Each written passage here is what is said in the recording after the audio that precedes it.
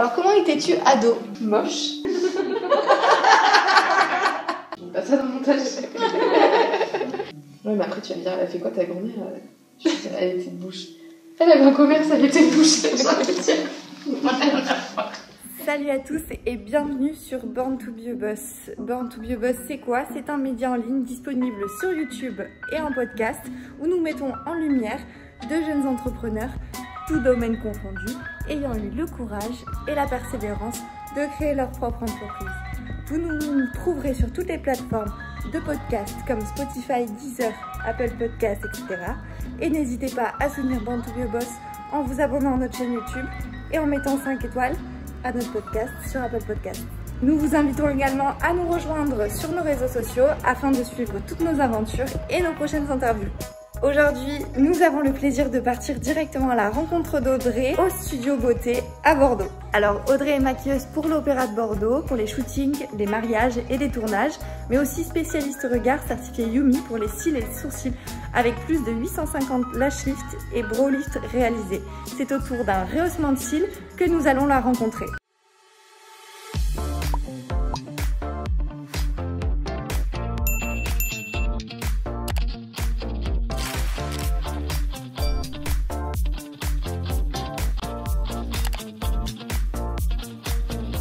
Alors, salut Audrey, comment ça va? Bien, merci. Et toi, Anna? Eh bien très bien, on est ravis de t'accueillir derrière les caméras et les micros de Born to be a Boss pour une nouvelle interview.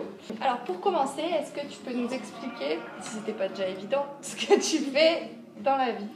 Alors, qu'est-ce que je fais dans la vie? J'ai fait une reconversion professionnelle il y a 3 ans maintenant. D'accord. Et donc, j'ai créé ma petite entreprise. Je suis donc maquilleuse coiffeuse. Je travaille principalement sur des shootings, mariages, au niveau du maquillage, et à l'Opéra de Bordeaux. D'accord. Et à côté de ça, donc je fais des ressorts de cils, des restructurations sourcils et des brow lifts. Ok. Spécialiste et regard. Est-ce que tu as une page Instagram? Oui, j'ai une page Instagram qui n'est pas très active. Pas très active. En Ou un ce site moment, internet? mais et le site internet est en cours. D'accord, ok. Il va sortir bientôt, ouais. Bientôt, on a un ordre d'idée un peu... Normalement, pour la rentrée, ça serait bien pour la rentrée, ouais. Mais sinon, ouais, non, j'ai juste une petite page sur Google My Business. Je me suis référencée depuis peu et Instagram. Ça marche très bien. Et ben on mettra en description de cette vidéo le lien directement pour accéder à la page Instagram d'Audrey. Et on passe maintenant à l'épreuve de l'entretien. Nom, prénom. Audrey Humeau. L'âge. 27. Quel métier souhaitais-tu faire petite? Petite. Je crois que je voulais être maquilleuse. Hein. C'est vrai? Ouais. Enfin, petite, c'était plus au collège. Oui, mais quand ouais, au collège, j'étais petite quand même. Ouais, si, en 6e, 5e, je voulais partir sur un CAP esthétique. D'accord. Pas du tout, au final, parce que c'est pas du tout l'esthétique en fait, que j'aime, et ouais. Ça n'a rien à voir avec l'esthétique. Ouais. Le maquillage, c'est vraiment un métier. Les esthéticiennes, elles vont faire des soins, des massages, tout ce qui est manucure, en fait, c'est beaucoup plus large. Et moi, c'était vraiment la partie maquillage qui m'intéressait. Ouais. Mais je suis partie dans le tourisme, donc rien à voir. Est-ce que tu as des diplômes? Oui, j'ai des diplômes. J'ai fait des grandes études. J'ai fait un BTS tourisme. D'accord. Bah, c'est bien, hein, quand même. Et je travaille dans la beauté, donc Une qualité et un défaut que tu te donnerais? Ah, j'ai une qualité et un défaut aussi en même temps. Ça peut marcher. Ça peut marcher. Perfectionniste. Oui, c'est vrai. Ça rentre dans les deux cases. Après, une qualité, j'aime bien rigoler. C'est top. Et tout va toujours très bien. C'est cool. Et après, un défaut, j'en ai trop. On peut passer avec les gens suivantes. Est-ce que tu as déjà travaillé avec des personnes connues? Et si oui, qui? Des personnes connues, ça dépend ce que tu appelles connues. Avec un peu de notoriété. Des grandes stars, non pas spécialement, mais un petit peu, ouais. J'ai Cindy Poum. Ah oui, qui vient. J'ai Cindy Poum qui vient au studio beauté. La team Koh-Lanta un petit peu. C'est ça. Personne de Koh-Lanta. Après là comme ça, à l'opéra, mais c'est pas forcément des gens inconnus, mais un petit peu les artistes à l'opéra, ouais. Quelque chose qui t'a marqué lors de la création d'entreprise et la conception de ton projet? Il il y a bien quelque chose qui m'a marqué, c'est qu'en fait, il n'y avait rien de tout ça qui était prévu et que j'ai monté l'entreprise sans forcément de business plan et de... Enfin, j'ai monté parce que j'avais besoin de mon statut et d'un numéro SIRET, en fait, pour un shooting photo. Ouais. Et en fait, c'était relativement assez simple d'organiser, de monter une entreprise, surtout quand tu es auto-entrepreneur. Donc j'ai fait ça comme ça de base et après... Il n'y avait rien qui était vraiment prévu comme ça, mais je savais que j'allais me mettre à mon compte un jour ou l'autre. Ouais. Alors, qu'est-ce que c'est ta plus grande peur ? Évidemment, comme toute personne qui a son entreprise, ma plus grande peur, c'est qu'un jour ça ne fonctionne plus. Ouais. Mais en fait, j'essaie juste de pas penser à ça et de faire vraiment... En fait, mon état d'esprit pour avancer et ce qui fait que je suis là aujourd'hui et que chaque mois j'avance, c'est parce que je pense pas à ça justement et je me dis ok, je réfléchis pas sur des mois et des mois, je me projette pas sur une année en fait. Je réfléchis vraiment ce mois-ci pour le mois prochain, le mois prochain pour le mois d'après. Parce que sinon, franchement, je serais pas là, je serais pas à mon compte. C'est un peu au jour le jour angoissé, ouais. Alors là, donc Johanna, elle est en train de se faire un rehaussement de cils. Et quelles sont les conditions est-ce qu'il y a des conditions particulières pour pouvoir faire un rehaussement de cils ? Alors, les conditions particulières, c'est d'avoir des cils. Ouais, déjà. C'est mieux. Parce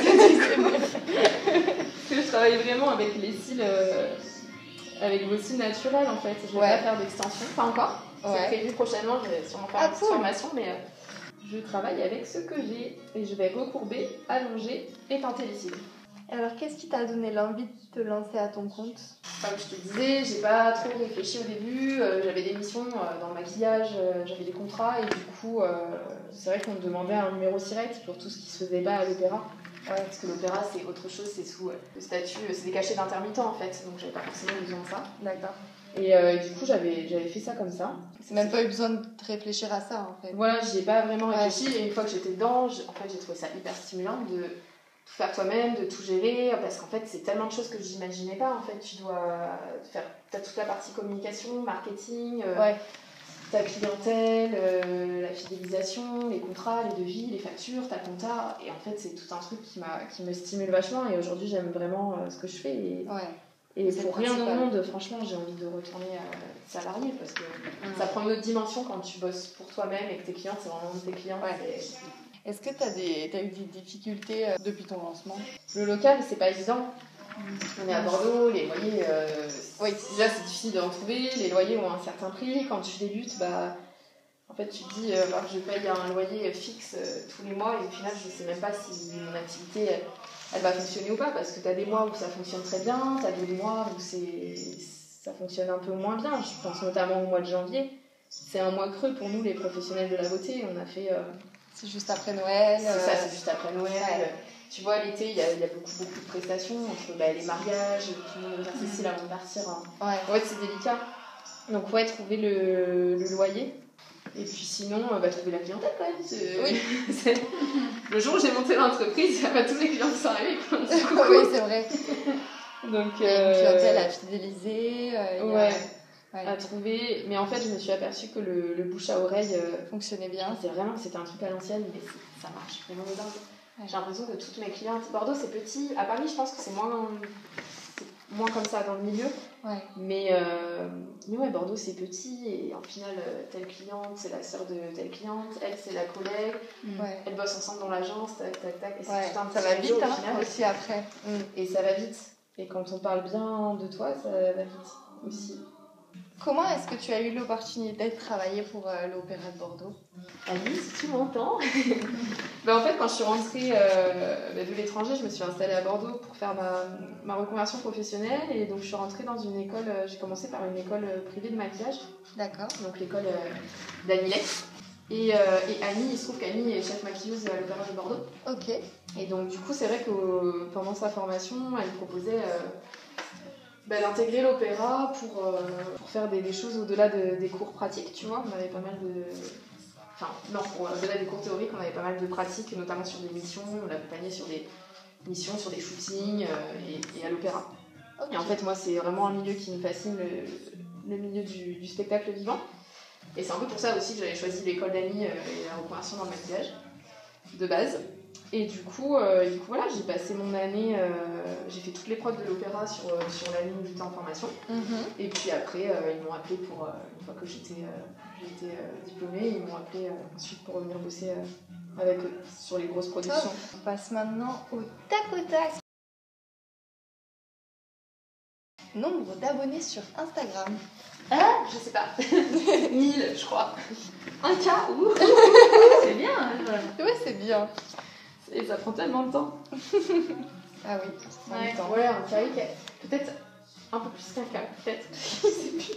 Depuis combien de temps es-tu à ton compte? Je suis à mon compte depuis 2019. Et si tu t'étais pas mis à ton compte, qu'aurais-tu fait selon toi aujourd'hui? Je serais sûrement au fin fond du monde en train de faire je sais pas quoi encore. Voyager, j'aurais continué dans le tourisme, je sais pas. Comment ton entourage a réagi face à ton envie de te lancer dans l'entrepreneuriat? C'est allé tellement vite qu'en fait j'ai pas trop eu le temps de leur en parler, je leur en ai parlé pendant que j'étais en train de le faire. Ah oui. Et mes amis m'ont beaucoup encouragée, c'était assez drôle d'ailleurs parce que elles avaient déjà imaginé, moi je me voyais déjà pas là, et elles avaient imaginé la devanture de mon institut de beauté hyper... Et ouais, non, elles m'ont pas mal encouragée dessus. Ça, c'est chouette. Je me rappelle mes premiers posts Instagram, je leur envoyais « Vous êtes sûrs, je publie ça ?» Et après, la famille, c'était différent. Ouais, ils m'ont laissé faire mon truc, et puis voilà. Alors, comment étais-tu ado? Moche. Comment j'étais ado? Très dynamique. Okay. J'étais très, très dynamique, très hyperactive. Ouais. Toujours maintenant, je crois, en fait, en soi. La chose la plus folle que tu aies faite? La plus folle que j'ai faite, c'est que j'ai grand chose de fou. Hein. Peut-être... si, mais je peux pas le dire. Ou vivre en Thaïlande. Ouais, ça, bah oui, c'est quand même quelque chose de... Ça fait partie d'un truc fou que j'ai fait, alors on va dire. Pendant combien de temps? Pendant un peu plus de 6 mois.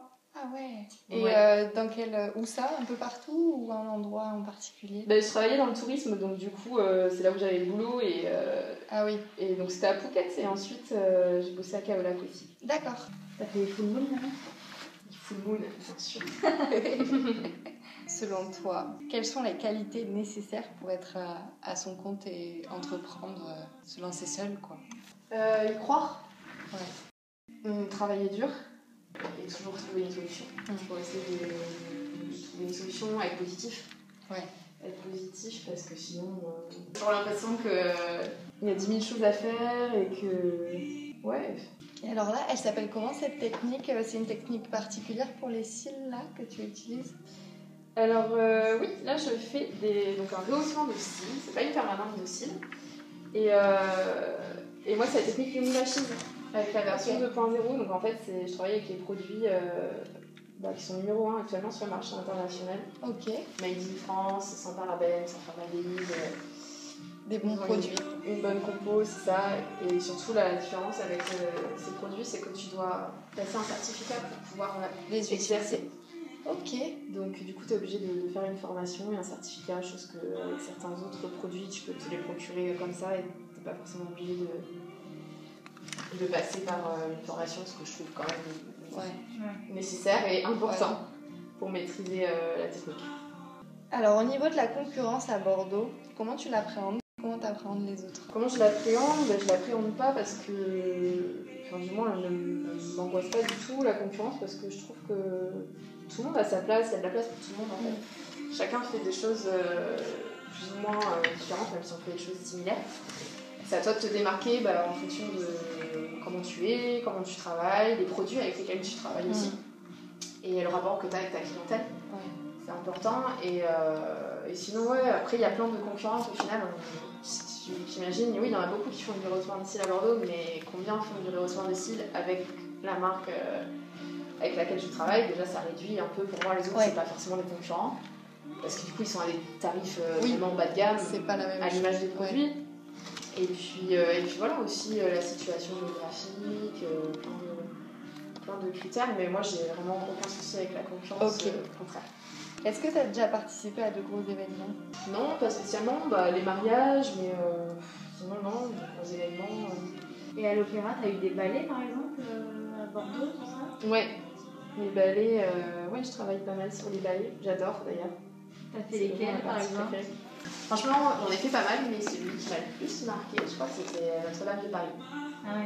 Ouais, franchement, c'était vraiment une belle production avec des beaux costumes, une belle équipe et les maquillages étaient super fun aussi, c'était cool. Et là, pour maquiller une danseuse par exemple, tu mets combien de temps à l'opéra? Ça dépend du nombre de danseuses qu'on a maquillées, du nombre de personnes on est dans l'équipe aussi. Ouais. Mais je sais pas, en moyenne, en fait ça dépend des productions. Ça dépend si on a le temps, pas le temps, si c'est... Ça peut être 10 minutes comme...